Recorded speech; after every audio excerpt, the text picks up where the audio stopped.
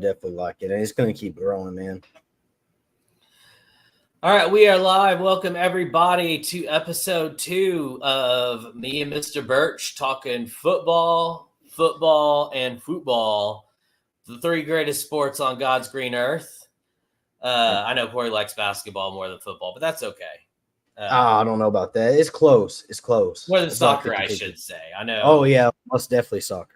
As always, give me just a second. I'm going to share this to the groups, and here in about 30 seconds, Corey and I will kick things off. While we wait, the Houston Texans suck. The Aggies suck. LSU Tigers definitely suck. Brandon Eagles, you suck too. Abraham Franco, you don't know what good tacos are.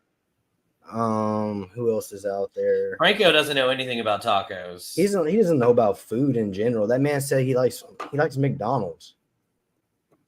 As soon as somebody says they like McDonald's, like, yeah, Europeans out the window from now on about food. Pretty much. That's how I feel about it. Let's see here. All right, that should have worked.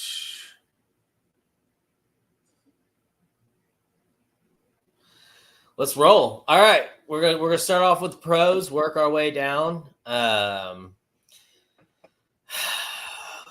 Corey, I mean, it goes without saying. Yeah, last Sunday sucked, bro. My brother-in-law is a Saints fan. Of course, like, he never texted the family chat. Sunday afternoon or Monday morning, I forget which it was. He's in there, blah, blah, blah. How y'all feeling? Man. Blah, blah, blah. God, these Saints fans are just the worst. The pop-up fans, gotta love them. Oh, man. And so I watched that game in shock, to be honest with you, Corey. I don't remember the last time outside of a playoff game that we got rocked like that. And it seems to be when we run into Shanahan-style offenses. Yeah, that's what San Francisco in the playoffs, Green Bay last year in the playoffs, and this year the Saints, the guy they have calling plays, is a direct disciple of Shanahan. I think he's like a Kubiak or something. Tim Kubiak, because they only hire people in the NFL if your dad worked and coached there also, apparently. Exactly. Yeah. But I mean, but Mike Zimmer was supposed to be what fixed that. He's known as the Shanahan killer. That's honestly the reason for the hire. It just definitely did not go well round 1. That's for sure. And then I know everybody's gonna call me a hater. Actually, after me and Brandon did our show, a few TikTok randoms called us haters, but Dak's average. I mean, the defense didn't show up. The game's on the defense, but it's also on Dak because the interception killed us. Yeah. I go back to when we played the Broncos, and I'm sure you remember this game, Corey, about 10 years ago, against when Peyton Manning first signed with the Broncos. They're scoring like 40 points a game. They come into Dallas. Our defense is terrible. But Romo goes pound for pound with Peyton Manning with way worse weapons. You know, like Peyton Manning had Demaryius Thomas, Decker, Wes Welker. They had that tight end who was super legit. We had Witten and Des Bryant, and then whoever was left over on single coverage. And if I remember correctly, the only reason we didn't win is because Romo threw that interception at the end of the game.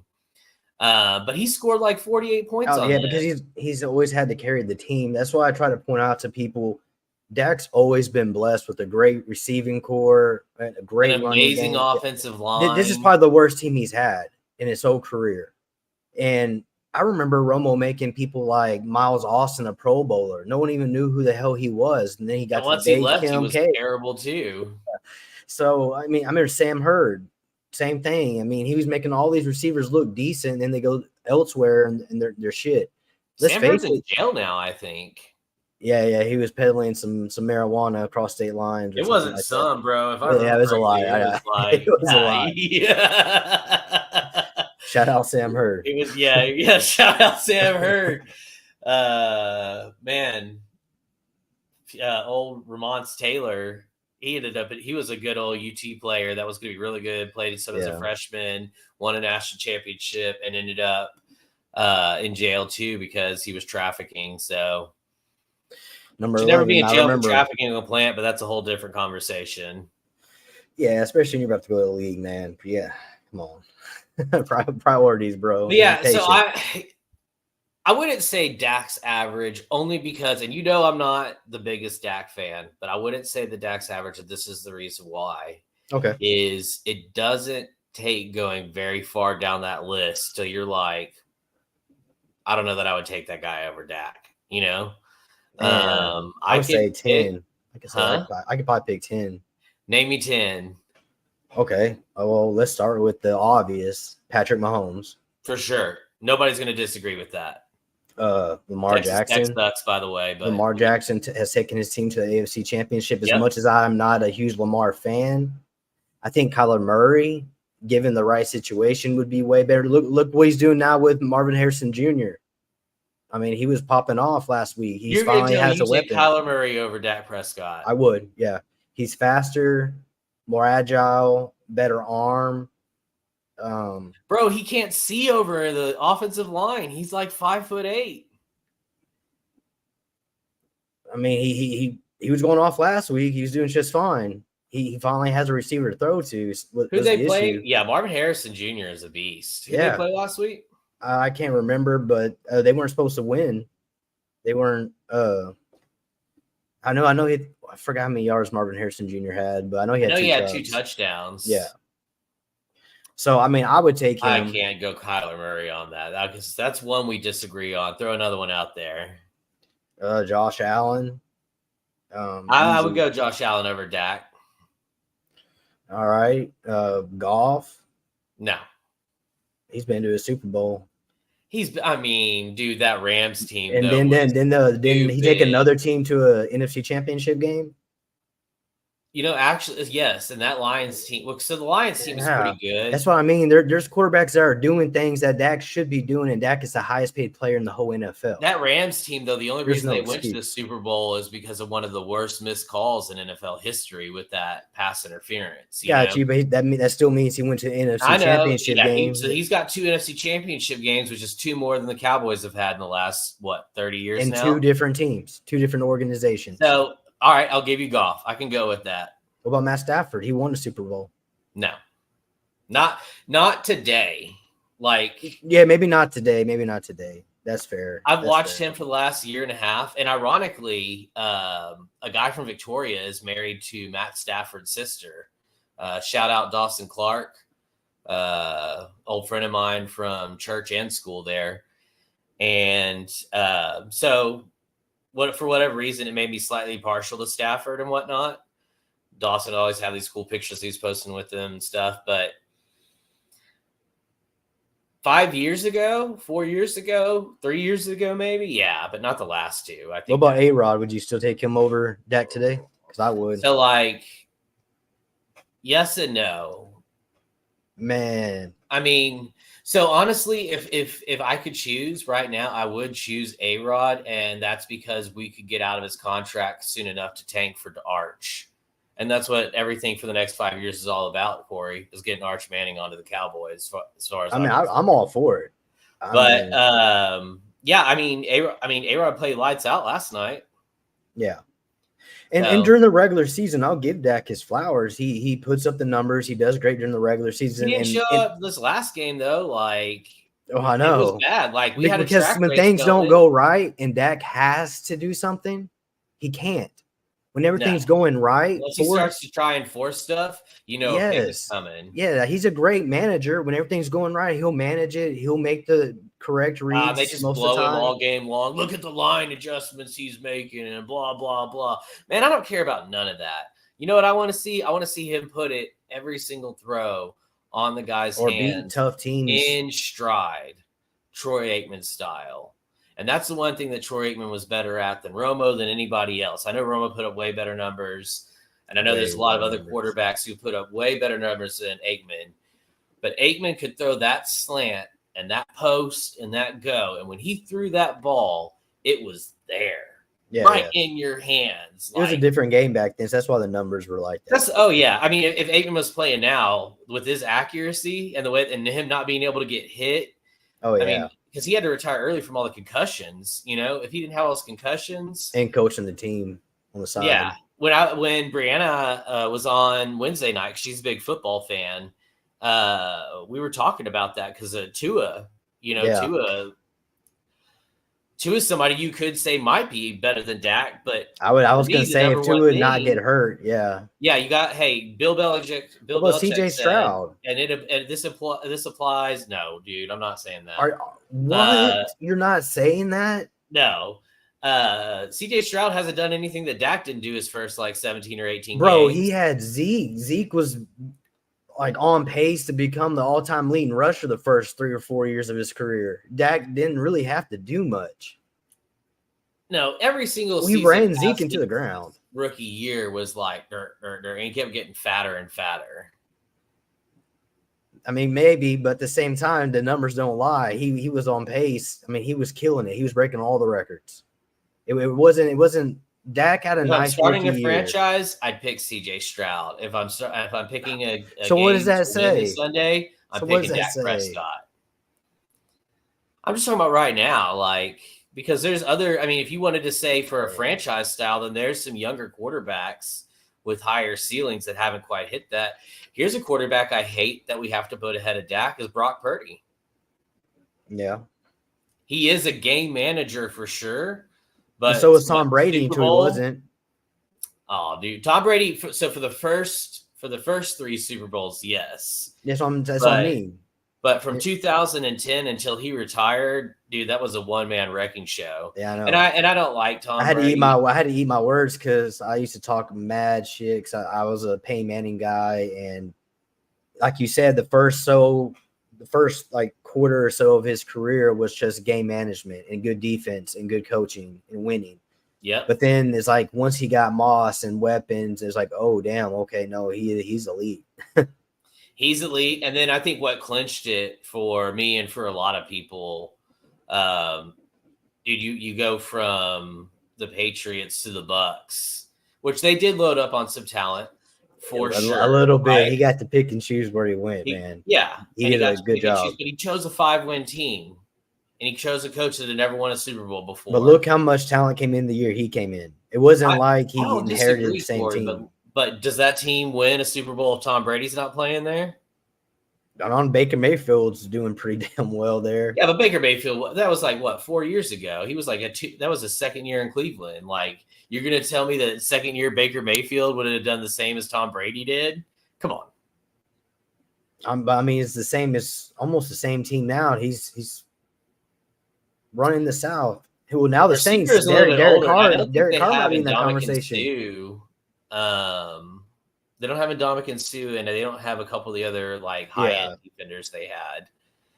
I got to give Baker Mayfield his props. And honestly, if you're the Browns, you look so stupid right now. Oh, yeah. Because you drafted Baker Mayfield, and he's way better than Deshaun Watson is right now. Who would have guessed that, though? No, I would never have guessed that. To be fair, nobody, but at the same time, why would you give up that many first-round picks? And why would you pay that much guaranteed money to a guy that just had 23 sexual assault lawsuits against him? Because on the field, he was the only one playing like Patrick Mahomes at the time. So they were like, you know what? I don't know about that. Dude, go watch those highlights. I'm not a Houston Texan fan at all, but Deshaun Watson was that dude in Houston. He was that dude. He was that dude for a season and a half, and that's just because he had some of those good Houston masseuses. That's why all those basketball players going to play. Yeah, my man was relaxed for sure, dude. Yeah, Houston's famous for their gentlemen's clubs. So that's why James Harden stuck around so long. It literally is. Dude was a club, not a club legend. I don't mean a Houston Rockets club. I mean the strip club downtown. Everybody knew him. He came in there. You're making $30 million a year. He's not married, What else is he going to do? He's going to sit there and be bored at a strip club. Chill with a little baby and, go to the strip club. Yeah, just sit there and be bored. Those guys are just going to sit there and get bored out there. So the Cowboys next up travel to Baltimore. That is a brutally tough game. Even if Baltimore is not that good, Baltimore looks really good. Well, they're 0-2, but they got something to prove. So they're going to come at us with everything for that first win. So for me, I think it comes down to our defense. I was really loving what I saw from our defense in week 1. Yeah. Obviously, week 2 got absolutely smoked, but we still have these elite players at all these positions. And if we can find somebody to spy on Lamar, aka Overshone, I think Overshone has the speed to do it. Yeah, him or Parsons, either one. For me, what we didn't do against the Saints and what we should do against the Ravens is both teams have these small, fast receivers. Trayvon Diggs is a big dude. Jordan Lewis, he's not big, but he's kind of tall. And then we have that rookie over there who I think is like 6'1". Yeah. And even when Deron Bland comes back, I think he's like 5'11" or 6 feet, which for a corner is a decent size. You got to get up and press those dudes.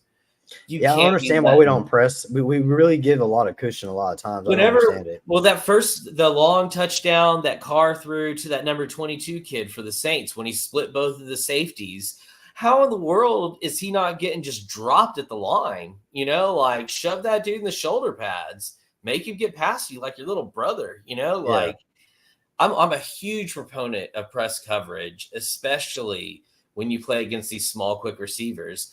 That's what the Giants learned a long time ago against the Patriots when the Patriots were this unstoppable, unbeatable team. You get up in the receiver's face, you make the quarterback hold on for one more second, and then you have that defensive line get home. And we've got the defensive line. Yeah. Well, we got that defensive line, I think. Tank Lawrence, Parsons. Yeah, but we don't have a middle. Yeah. That's always been our issue since Romo. Who's that, Aduzier or something like that? He's hit or miss. He'll show up sometimes, but he's not a bona fide star. We haven't had one of those in the middle. I can't. Chad Hudson, Leon Lett. No. Jay Ratliff, but he was so undersized for 3'4" is unreal. Jay Ratliff, yes. I'll throw a name at you. You probably haven't learned. Leroy Glover. Oh, I forgot about that signing. We got him from the Saints. I remember. We signed him from the Saints, and even though we were terrible when we signed him, he balled out. Yeah. And when Parcells came in, he was one of Parcells' favorite players. So yeah, Jerry messed up big time by bringing in T.O. because he had a young Romo, a great head coach who was building a team. He got Jason Witten in there young. I hate Jerry Jones. Jerry Jones is probably one of the 3 or 4 top people in the world that I dislike. And I say that as a diehard Cowboys fan. But I will celebrate the day Jerry Jones dies with a steak dinner. I don't know about that. I will go that far. Well, when he sells the team. He sells the team before that, and then I can. He's never going to sell the team because he wants his son to take over. That's a family deal. That's all the money they have too. Like I shouldn't say all the money, but once you sell it, you're going to have a lot of money. A few $100 million outside of the Cowboys, where a lot of these other people, David Tepper, for instance, who owns the Panthers, he's got like $30 or $40 billion outside of the Carolina Panthers. He's a dick, dude. That's a dude throwing beers at fans and shit. Yeah, he's an idiot. He's trying to run the team almost like Jerry Jones is. Think about our boy Bryce Young. Draft him number 1 overall. Got thrown in a shitty situation from the get-go. Of course, and then you get blamed for it. I mean, you suck. And this is your fault because we have no weapons, offensive line. We're changing coaching staffs every year. The owner's throwing beer at fans. Like that's on Bryce Young. Yeah, it's crazy. That's we'll go into that later. But Newcastle is one of the probably top 10, 12 soccer teams in England, and they were owned for about 15 years by a guy named Mike Ashley. Mike Ashley would sit in the crowd and just chug beers with the fans, which you think would earn him some respect. But the problem that's kind of cool. The problem was he didn't spend any money on the team ever. And there's no salary cap in soccer. So if you're not spending any money And Newcastle, like, is one of the And you're out bigger there buying cities in beers. What the England. hell? They have one of the most beautiful stadiums. He's just sitting there taking money out of the club every single year, getting drunk watching the games. People hated him and eventually drove him out of ownership. Well, good luck with Jerry. He runs the NFL, I feel like. Which is weird because it's like, how do you not get a Super Bowl if you run the NFL? They haven't gotten a Super Bowl since they beat the NFL in that lawsuit. For whatever that's worth, and I don't know, like anybody who wants to go down that rabbit hole, but ever since Dallas sued them and can do their own marketing, Dallas and the Raiders can do their own marketing separate from the other 30 teams. And gosh, that lawsuit, I think was like 95 or 96, but ever since then. I'll now understand the Tucker rule a little bit more, man. Dude, the Raiders in either terrible or they've had terrible things happen to them. Oh, yeah. They really have. Except the Super Bowl they did make. I mean, they lost that straight up. It's not like there was some bad calls. That Tampa Bay team was a classic team. That was an all-time team, man. That defense. John Lynch was that dude. Warren Sapp was that dude. Derek Brooks. Warren Sapp and Darren Brooks. That defense. And then you got Rondé Barber picking everything off. So I mean, that defense was nice. Rondé Barber was good. I always hated Tiki Barber. Of course. So did I. Played for the Giants. Good at his job, yeah. I just thought he was a bitch. I don't know how else to describe it. But he was good. He would torch us up. Yeah, and he'd fumble like crazy too. Yeah, he would. My favorite thing. He had fumbleitis real bad. Texans are playing. Who do we look at? They're playing the Vikings. The Vikings. Yep. Sorry, Jason. That's probably going to be another easy win for the Texans right there. Oh yeah.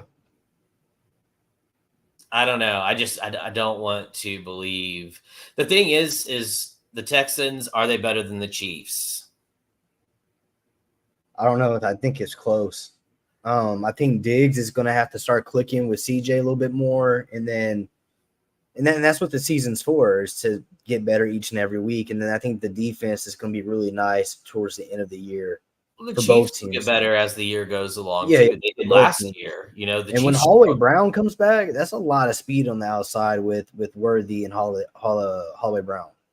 And then you got Rice, and you got Rashid Rice hurt now. Yeah, Rashid Rice was a beast. I think pretty highly of him. I think Xavier Worthy, I said this, I know you laughed at it, but I think Xavier Worthy drafting by the Chiefs was the smartest draft pick of the whole draft. Because he is what Andy Reid, Deshaun Jackson, Tyreek Hill, these I haven't seen that yet. Fast dudes. I haven't seen it yet. He hit reverse. 3 games in. You got to give him a couple seasons. It took Deshaun Jackson a little bit. As long as our boy Xavier Worthy isn't dropping touchdowns on the 1 yard line, celebrating too early, then we'll be good. Yeah, well, he was dropping a lot of touchdowns at UT. That's why I had question marks. Drops. He definitely gets a case of the That's drops. why I'm confused on why A.D. Mitchell didn't get drafted before him. I'm real blown away by that still. That 4.19 40. That's not a bad 40 though, and I'm sure. No, that's what Xavier Worthy had. Oh, I know, Mitchell was in like the high 4.3s. 4s. Yeah, he was 4.3, like 4.3. A.D. Mitchell was a beast for sure. Don't get me wrong. He was the better receiver. He ran the better routes, receiver right better now. hands. Well, Worthy was blessed with the better quarterback. That's for sure. I'm not sold on Richardson yet. I think he can. He has moments, but I don't see the consistency yet. No, not at all. And the Colts in general are somewhat of a mess. So shout out EJ Avery. Yeah, shout out my boy Matt Musgrave, diehard Colts fan. Yeah. One of my good friends for the last 15 years, lives up in Indiana. You want to talk about somebody who hates Tom Brady and the Patriots? Meet yourself a Colts fan. Oh yeah, no shit. Yeah. They should have had so many more Super Bowls, man. Oh, dude, Peyton Manning has 4 or 5 Super Bowls if Tom Brady doesn't play football. Easily. And then I don't know, getting rid of Edgerrin James was the smartest move, man. I was always kind of baffled by that. But he did fall off afterwards. Yeah. But running backs have such a short shelf life, though, and I would never give a running back a big contract. Which is really weird to me, because back in the day they didn't, and it was way more physical. They got way more hammered. No, they still did. You just the people that you remember had long careers. But there's a lot of players like Neil Anderson who played for the Bears, for instance. He played like 5 or 6 seasons, Yeah, had a there were few special thousand rushing yards, cases. There's special cases, rushing yard man. seasons, and then he just fell apart. Ricky Waters played like 7 or 8 seasons. Most, and those were Pro Bowlers.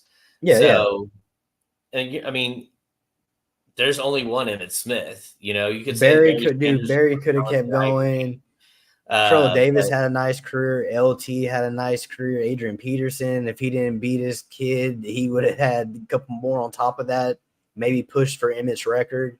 So I mean, for me, it's weird that it seemed like their life was longer when the game was more physical. It seems like the game got softer, and now they're good for 3 to 5 years, and then all of a sudden you're seeing them decline. Well, I'll tell you one thing that I've noticed that when we talk about a less physical game is I get why they don't want to play their players in preseason too much. You don't want to get a guy injured in there. But man, these teams look so bad the first 3 or 4 games of the season. So much worse than they used to. And it's because they don't get a real preseason. They don't get, especially if you're an elite quarterback, you're probably not getting a single rep during the preseason. Dak didn't. Yeah. Yeah. And I think it's important to at least get in there for a couple of series, No, I agree. And then that goes back to like the CD Lamb holdout, man. That stuff hurts your team because then if you're not getting the practice reps, it's hard to just go in the game and then all of a sudden have the timing. What pisses me off about Jerry in those situations is literally he could sign them for the same amount if he had just done it 6 months ago, and he sits there and dicks around like anything. Probably cheaper.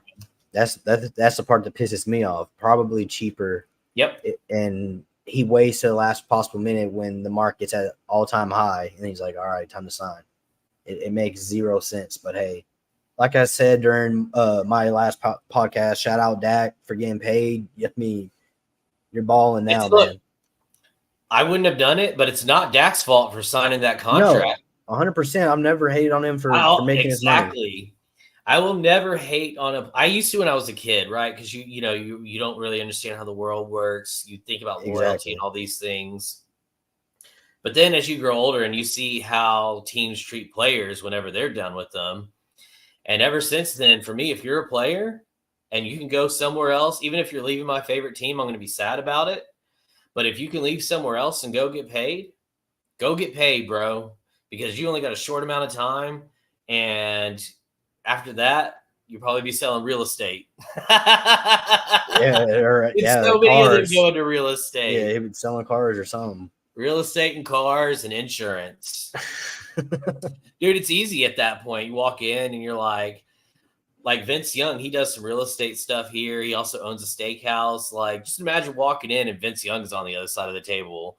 Immediately, whatever you say, Mr. Young, that's how I would be, that was the dude, No doubt. And until we get another one, he is that dude. We have another one. His name's Arch Manning.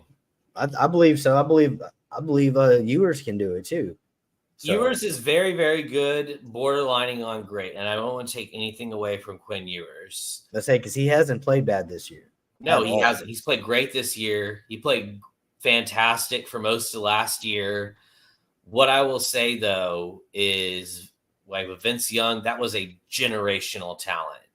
That was somebody that only comes along every few years. No doubt. And that's what Archie Manning is. I can see that. And I get it. People are like, oh, we got to pump the brakes on him. And yeah, we do, Well, that's what his own family wants. I do hope that Ewers is back. If not for the OU game, definitely for the Georgia game. I don't think he's going to be back for the OU game, man. I think Manning's going to have to step up, which is great because he got a lot of time last week. He's going to get a full game this week of basically preseason. Well, like you said, if he gets some reps, he can get better as the season goes along because there was a point in time towards the end of the first half, and you and I were texting each other during the Texas game where, I was all excited Arch is in and you knew, but there is a point in time, I think the last couple of series, his feet stopped moving in the pocket and he just stared at the defense and just got smacked. And I think they reminded him in halftime, but that's one thing that you got to do. You gotta move around and get going. Yeah. He started off on fire, and then he did slow down, and that's when we were texting like, "See, man, that this is the growing pains." And then he picked it right back up, though. He picked it right back up. Second half, balled out. That run was very, very impressive. I knew he was faster than you were down, Corey. I didn't know he was that fast. I did not know he was that fast, though. You know, that 67-yard run was the longest quarterback touchdown run since who? Vince or Cole? I mean, Vince. Yeah, Cole had a few long runs. I can't remember if he ever got one that long, but Vince definitely he had quite a few. I only know that because they brought it up during the game. So. Oh, okay, got you. Yeah, Vince had quite a few of those. What are we playing this week? Louisiana Monroe or something? What were you doing with that game? Like we just played UTSA. It's like a preseason, man, because you gotta get ready for the SEC. Luckily for us, Colorado State, which is that's a decent program team, destroyed them. Michigan, fantastic game to schedule, right? Awesome game to schedule. UTSA, I get it. It's a school that's within your whatever it is, I don't know, farm system or however they describe it. Yeah. They're within the UT system. It gives UTSA a ton of money, even if they get blown out, whatever. Everybody needs at least one game like that. But this is the game I don't understand. This is where we could have scheduled what I would have loved to see: a Texas Tech, a TCU, I would like to see the Tech old here, Big 12. Just go in there and remind them who's daddy, Yeah, especially Texas Tech. That's what I want to. I have a ton of friends who went to Texas Tech. Some of my best friends did. Shout out Daryl, Patrick. Daryl Solacek, Ashley Foreman, J.B. Huel, Adam Burr. Like, dude, I could literally list like dozens of my friends that went to that school. They all wasted their money, man. They all could have gone to UT and got a real education. And they look, let me tell you something about going and visiting them is nobody parties like Lubbock parties. All right, there's nothing to do except get drunk at house parties there. And every time I went up there, I actually went to a Tech game early in the season with Ashley and even sat in one of her classes. I think it was like a weather class or some shit. It was such a nice school. Like Tech is a really nice school. Anyway, fuck Tech. I do wish that we would schedule them once a year. I do, because it's one of those rivalries I don't want to give up. Like Tech more than any of them, more than Baylor, more than TCU. Yeah. Because like when Tech does beat us, it hurts. They screwed us out of a national championship, man. Blake Gideon, bro, couldn't tackle Michael Crabtree, and here we are, 15 years later. We're still sad about it. One of the greatest safeties to ever play the game cost us the national championship. Oh, God. Here comes Lily. Lily's a Tech fan, so. Great. Yeah. She's only a Tech fan because she married a Tech alum. So. Oh, okay, that's different. Dude, but we're not wrecking them here. This is all about the Longhorns, Lily. Oh, yeah. But we do want to play. We do want to see Texas play Tech. So y'all make sure that Tech gets to the playoffs and y'all can play us. And that's not happening. Not this year. Not this year. Who do you think's coming out of the Big 12? We've got 12 teams in the playoffs. I mean, I feel like I think Utah or Oklahoma State definitely get in. Utah or Oklahoma State. They'll win and get the guaranteed seat. Utah also. Yeah, but Cam Rising's he's been playing college football almost a decade. Cam Rising is older than I am, dude. Yeah, remember when he came to UT for a little bit?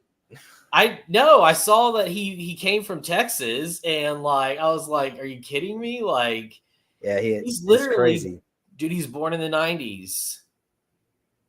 Nobody born in the '90s should still be playing. There's a tight end for he's made Miami. A career out of it. Later, Lily, there is a tight end for Miami who I think he's on his 9th season. Like, what are you even studying at that point? Yeah, man. Now that they can make money, they're just trying to milk it as long as they can. I know, but like, what are you still going to school to learn? Are you fucking Van Wilder cruising around in your golf cart? Like, what are you doing? Are you going to classes? Like, that's just wild to me. messing around, man. Like getting second and third degrees. I don't know. But Yeah. man, they're out there getting money. I know Daniel Gabriel for Oregon, he got paid to go out there. But again, it's Dude, like Oregon season. spent a lot of money. And by Yeah. Oregon, I mean Phil Knight, Nike. And these guys aren't going to make it in the NFL probably. So There's a lot they're of them trying. that won't. Yeah, so they're trying to milk it for what they can. You can't hate on that.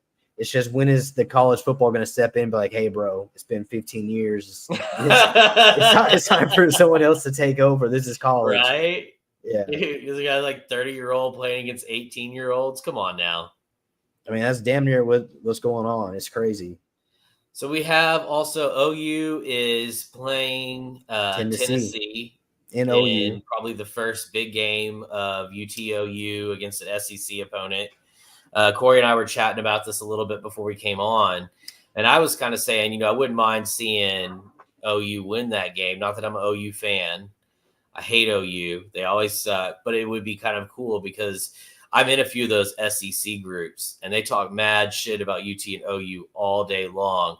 Then you reminded me that this year OU really does suck. Like, it ain't a few years ago. No. There's no Bob Stoops. There's no quarterback.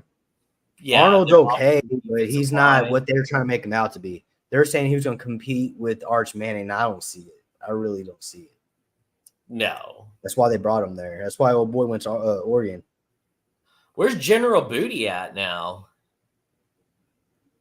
I don't know. It's my favorite quarterback name in all of college football. I thought he was at OU. General Booty. It's fantastic. He might be the backup, man. I don't know. I mean, if you're General Booty and you're playing on a college football team, you're probably doing pretty good in the party scene. So just throw that out there. Yeah, I agree. But yeah, I think Tennessee is gonna. I think they'll beat OU. I don't know about tear them up, but then we'll have to listen to it for 2 weeks about Texas and OU, they don't belong, blah blah blah, and it's gonna come down to we got to beat Georgia in Austin, and we're going to. And you know what the interesting is too, Corey, is like a few years ago that game would have been one of the biggest games of the year because there's only 4 playoff spots, right? So the loser of the game might be out.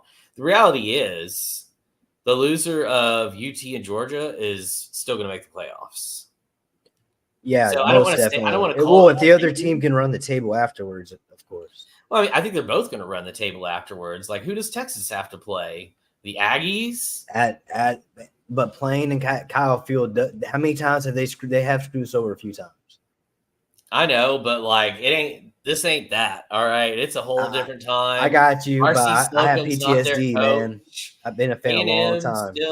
They're still Aggies, bro. They still do Aggie things. They're always going to be the Aggies. They already have this year. At the age of 104, and 2 things are going to be true. Jerry Jones is still going to be alive, and the Aggies still won't have won a national championship. Yeah, I have to. Jerry Jones is going to be kept alive in a hyperbaric chamber for until he's 200. Just wait, dude. He's going to outlive our children.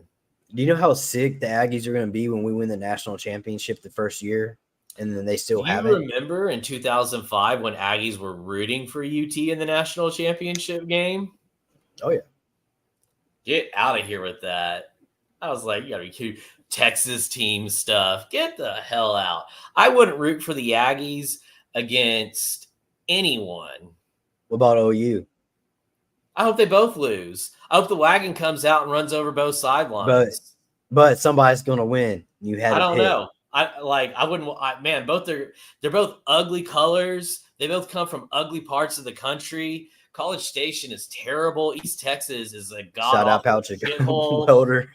Oklahoma is even worse. It's just nothing but a flat trailer park for hundreds of miles. Yeah. I think I would go for the Aggies in that situation. This really weird color of purple. That's facts. And anytime I don't know.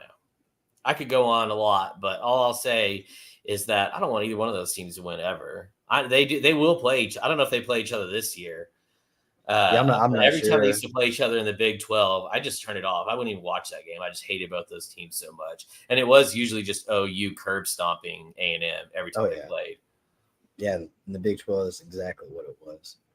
Well, who do you have for USC versus Michigan? I have Michigan, and Wow.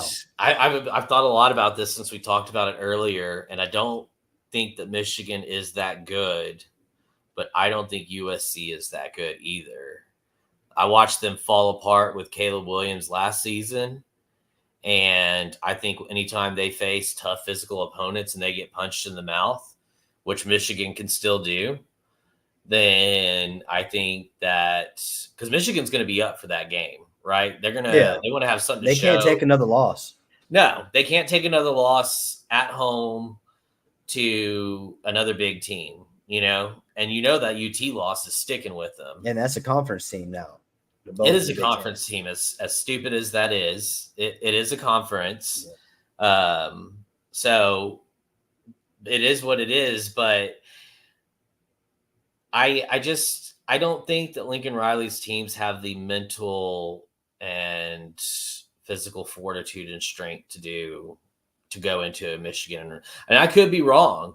If that's kind of one of those games that's gonna be like a show me game, because if USC can go in there and win that game, then USC is probably going to be in the run for a playoffs. They're going to be a really good team this year. That's what I see happening. I don't think Michigan is going to be in the playoffs regardless. I think they're going to lose to Penn State. I think they're going to get just romped on by Ohio State.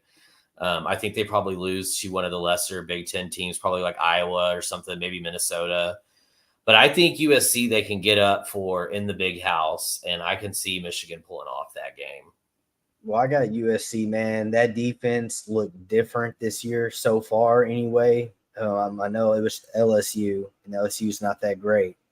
But normally the SEC teams bully USC, and that wasn't the case. It was the complete opposite. Yeah. And that quarterback, Moss, he looks good. He looks like the real deal. Michigan, they don't have a passing game at all. We saw that at the Texas game, and dude, it is. Well, and I think they've already gone to the quarterback whose last name is Orgy.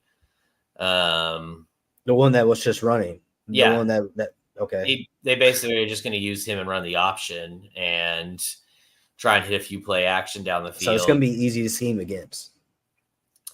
I think USC, I think Lincoln Riley. And they do have USC does have a lot of speed on defense. There's just something that tells me Michigan's going to win that game. But I'm wrong a lot, Corey, so it's okay. I'm ready to be wrong again. I was 1 for 3 of my favorite teams last weekend.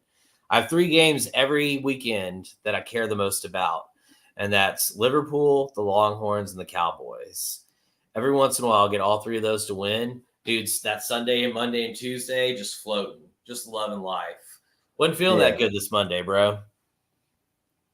It felt good for me because my expectation of the Cowboys were already, we might make the playoffs, but we'll be 1 and done, maybe 2 and done, just like every year. This year. Yeah, that's one of those I'll believe it when I see it situations. I hope so. Like, I would love for everybody who's a Dak fan just to rub it in my face that I was wrong. I'd be the happiest man in the world because I got to see the Cowboys win the Super Bowl, but I just don't see it. Dude, I would cry. I told you, like, you said there's no crying in football, but like I had tears when the Astros won it in 2017. I had definitely some tears when Vince beat USC. And also when Liverpool won the Premier League, which Liverpool was similar to the Cowboys in that they have this really rich history, a ton of championships in the past, but they hadn't won a Premier League since 1990 or 91. I forget what it was. And then finally won it in 2020. Just destroyed the league. It was amazing to watch. And like seeing them lift that trophy, that was something that I didn't even know if I was ever going to see. Because it's like that's how I feel right now. Premier League and soccer is very similar to college football in that the reality is only a few teams have a real chance to win on any given year. Now, occasionally you'll have a huge underdog make it to the championship game, win the championship game, like TCU. Remember TCU a few years ago? They made it to the championship game and then just got annihilated by Georgia. Yeah. Yes, 2016, I'm sure you know betting odds. Leicester was a 5,000 to 1 underdog. They had just come up from, soccer has relegation and promotion. Okay. So if you're the bottom 3 teams in the Premier League, you go down a level. at the end of the Oh, season. wow. And basically, if you imagine in the baseball pyramid, the teams that are at AAA, the top 3 teams, they come up. So they swap places. That's one of the favorite parts about soccer is there's no tanking in soccer because you'll go down a league and you could be stuck down there for eternity, dude. There's some teams that just keep dropping. It's basically Premier League, Championship, League One, League Two, and then Oblivion. But so like it gets really crazy. Leicester had just come up the year before. They were expected to finish 18th, 19th place, go back straight back down, 5,000 to 1 odds, and they won the Premier League. Craziest thing in my sporting life I've ever seen, Corey. I don't have an American analogy for it because Vince it would Young. be like the 8th seed winning. It'd be like it'd be like the Panthers winning the Super Bowl this year after the season they had last year. Like, how stunned would you be if the Panthers won the Super Bowl this year? No, I got you. Yeah. You know, like Trying it's to not think gonna this happen. scenario. I can't think of one. No. Clutch City Rockets. I know we weren't the 8th seed, but we were 6th. yeah, we were 6, I believe. Because we played all on the road. home field advantage for I think any of the West. It didn't matter though. You could have put Hakeem Olajuwon those 2 seasons. You could have put that dude on the moon and he would have balled somebody. Yep. He went up against David Robinson, Shaq. Embarrassed him. Embarrassed both of them. Who else? Patrick Ewing. Just romped on Patrick Ewing. Not even the same level. Yeah. I mean, like I said, I think we talked about this last week. If we could have watched the 95 Rockets play against like the 96 Bulls, that would have been one hell of a game. Yeah. I don't think Rodman would have had anything for Dream though. I just don't. Oh no, but we wouldn't have had. I mean, Jordan would have been smoking Drexler all game long. Drexler at that time, I think, was already like 33 or 34, and Jordan had smoked Drexler in the NBA Finals like 5 seasons before that. You know? Yeah, exactly. So, Portland. Yeah, they just a really good Portland team too. Underrated, but people don't realize that Portland team was legit. Yeah, a lot of these kids, they don't understand. There weren't good teams back then. I'm like, yeah, no, dude, most definitely were. Dude, getting through the Western Conference back then, just like it was up until about 5 or 6 years ago, like that was the mission. Yeah, you know, that's why outside LeBron of Jordan, the East has been garbage. Always made to the finals, in my opinion. He made to the finals every year because he was in the East and there was nobody else, especially when he went with Dwayne Wade and Bosh. The Knicks weren't bad. They had a couple of really good series with the Pacers too, but but Paul George and Roy Hibbert. Roy Hibbert. Oh, you're talking about with LeBron? Yeah. The East when LeBron was in the East was embarrassing. Once the Celtics got out of the way, there was no. Michael was in the East. The East was on top. That's why it took forever for him to get over the hump. Because you had the Pistons, bad boys. Yeah, and then Boston were pretty good. You had Boston; they kind of faded out a little bit, but they used to be more tragic than anything. You know, you lose the number 1 pick of Lynn Bias to cocaine. Yeah, I know. 6'9" Michael. That's what they thought he was going to be. And then also they lost. I think his name was not Rashard Lewis, but the Celtics in '92. Somebody I'll have to look it up later. But the Celtics in '92 had a really, really good young player. He's a shooting guard. He had a heart attack and died on the court practicing. That happens every once in a while. It happens, you know, obviously soccer is played in a lot more countries all over the world. So there's a lot more professional games, but there's like 2 or 3 times a year that a professional soccer player will die in training or during a game. I wonder why. Supplements or... I mean, bad luck. It's very heart intensive. You know, soccer and in basketball, both of those especially, you're running up and down and up and down, and a lot of it's sprints. Get back in place, you know? Yeah. That's why sometimes you'll see them like kind of walking around for a little bit. They're just trying to get a breather. But it's something that brings up, and this kind of goes off of sports, but I wonder if you've ever noticed this, How many football, basketball, or baseball players do you see live past the age of like 85 or 90? Yeah, it's not very often. And think about it. These are people who were in the prime physical shape, like way better physical shape than you and I have ever achieved. Why would they be dying so young? And I think it's because brain damage. Well, I mean, but but that's not just football. I'm talking baseball, I'm talking basketball, soccer, all of those. You don't see people live past the age of like 80, Okay. 85. I see what you're saying. Because I think that the intensity of their workouts actually wears them down for later on in life. Because there's no reason they shouldn't still be these big, strong people that live longer than any of us. Yeah, but look at offensive linemen. What happens to offensive linemen in the NFL as soon as they retire? They lose like 70 pounds. Well, yeah, they are all type 2 diabetic. Exactly. I was telling Deanna, I was like, I need to get that Ozempic and get these last 20 pounds off. It seems to be a thing now, man. Dude, there's so many people who are taking that and buying it, like literally buying it from other people. It's the funniest thing. That is wild. But you don't get high off of it. You just don't eat and you lose a lot of weight. It's the new drug. Sounds fun. I don't know. I guess. I like to eat. I do too. That's the problem. Victoria Tacos, Franco. Something you don't know nothing about. Yeah. Look, Victoria, Texas does not have a lot going for it. I love where I grew up. I have it really doesn't. Love for people still there. It's not the same town that we grew up in, for one.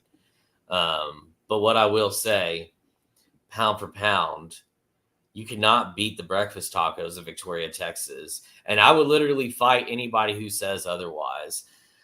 TNT, pico de gallo, pinto bean, mi ranchito.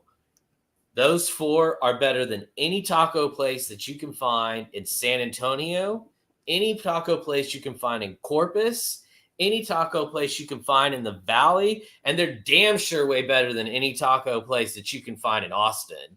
And New Braunfels.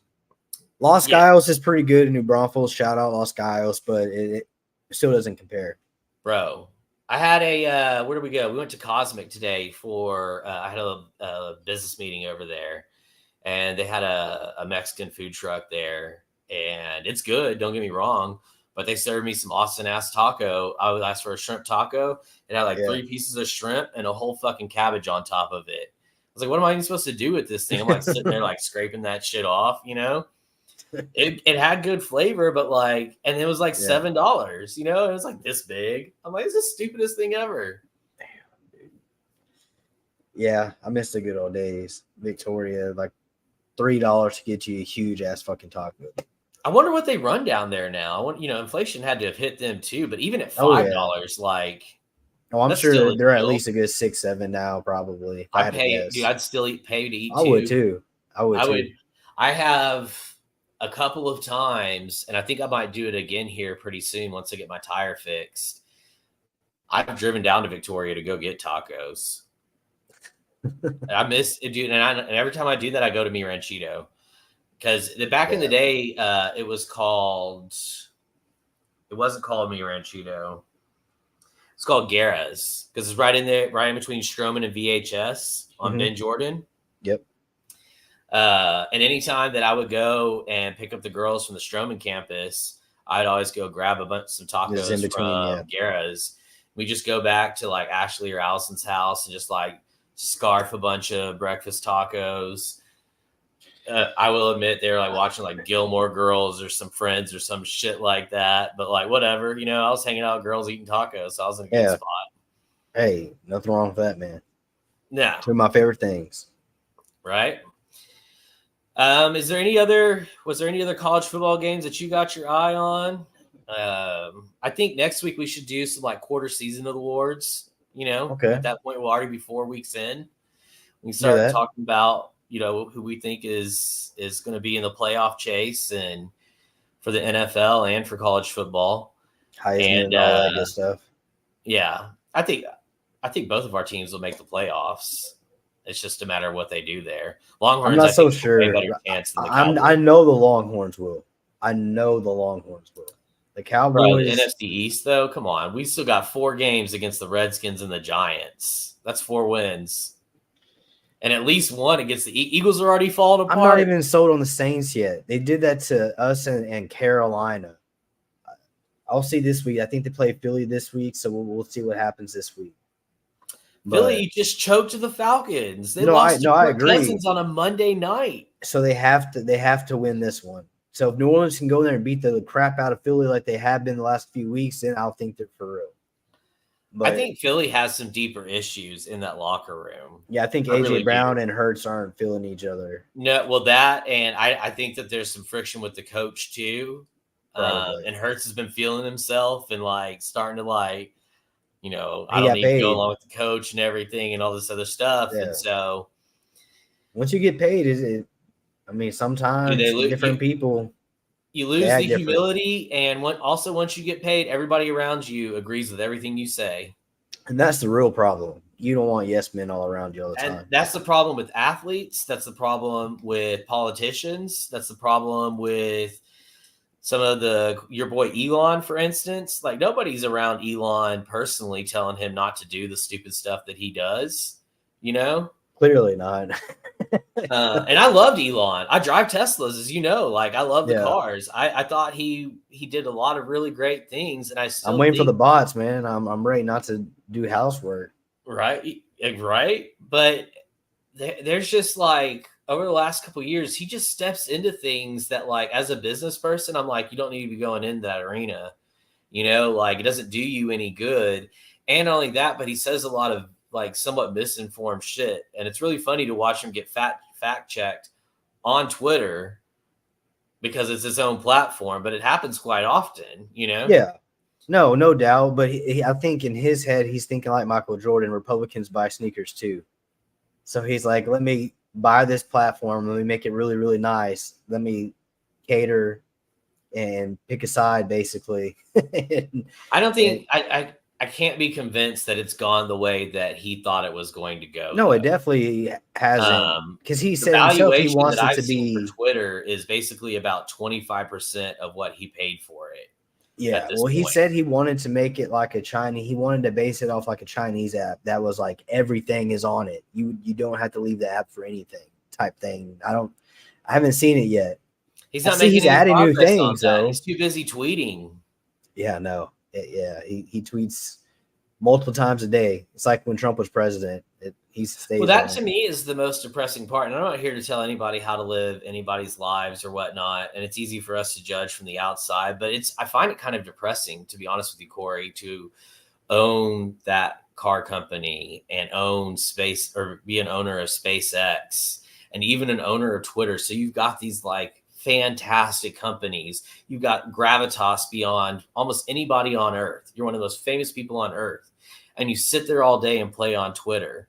You know, like there's 100,000 people that I could go find right now that live the exact same life that he does. He might eat a nicer dinner. He might live in a nicer house, but he's activity wise, he's sitting there on his phone, which is probably either an iPhone or an Android, just like we have, and arguing with people on Twitter. You know, like, man, if I had $100 billion, you wouldn't see me. I'd be all over the world multiple times, going everywhere, absorbing Earth, enjoying life, maybe spending time with my 46 kids that I've made, you know? Yeah. He doesn't do none of that. And he's got, I don't know, he doesn't have 46 kids, but that dude's trying to get up there with like Antonio Rogers Cromartie, bro. Yeah. Like, no, he's like 13 or 14. He's definitely out there spreading his seed for sure. And he doesn't spend time with any of them. He's like, well, I've got money and this and that and da-da-da-da. But like, I know you actually got to grow up and have a really good dad. I love my dad. I would have been anywhere without my dad. Would I have liked to have billions of dollars then and now? Sure. Would I rather have my dad be present, go to my games, help me, teach me to be a man? Hell yeah. 1,000%. That's worth more than all the money in the world.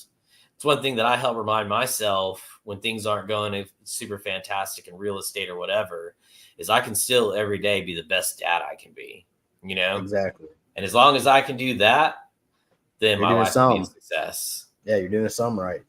Dude, Hey, you got 2 awesome sons too, and a beautiful little daughter. You know it, Corey. Like, if we can just be good dads, and that's all anybody can say that's good about us, we've done well. How much I'll be happy with that. I'd be thrilled. Now I want some other things, but like we could start there, you know. Hell yeah, dude.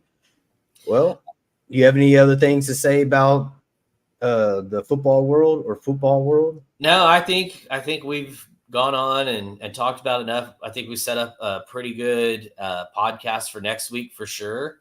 Okay. I am going to try and get Jace on for the soccer section and go a little bit further into both the Premier League and European soccer.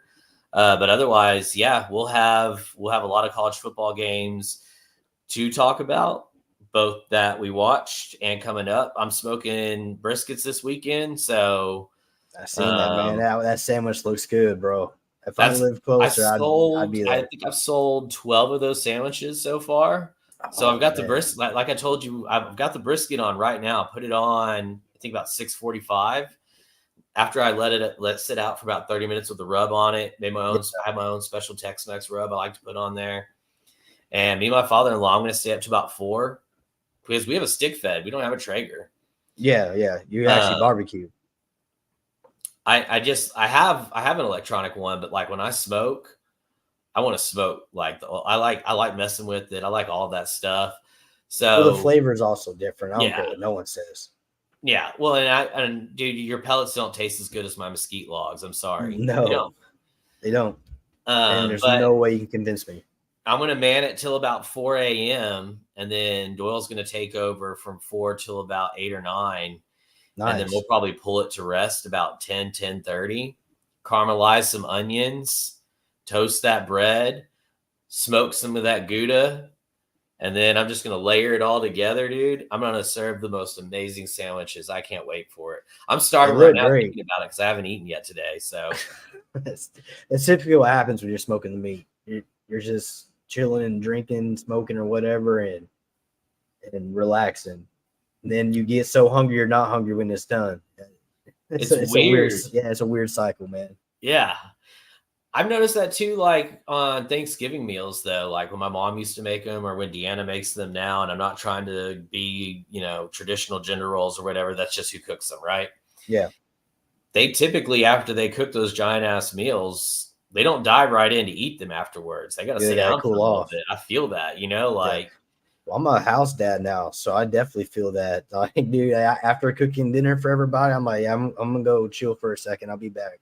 Yeah, you need that time to relax to get hungry again, that's for me anyway.